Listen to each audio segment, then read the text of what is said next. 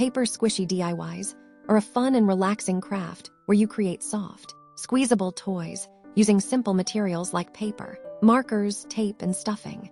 You can draw or print your favorite designs, such as cute animals, food items, or characters, then color them, cut them out, tape the edges, and fill them with cotton or sponge to make them squishy. They're perfect for stress relief, decoration, or gifting to friends. Plus, making paper squishies lets you be creative and personalize every design in your own cute style. I'm making a paper squishy with a super cute combination of animals and cupcakes. It's one of my favorite DIYs because I love mixing adorable designs with sweet dessert vibes. I mostly use soft and bright colors like pink, yellow, orange, brown, and black to make it look fun and eye-catching. Creating these little squishies is so relaxing and makes me feel happy every time I see the final result.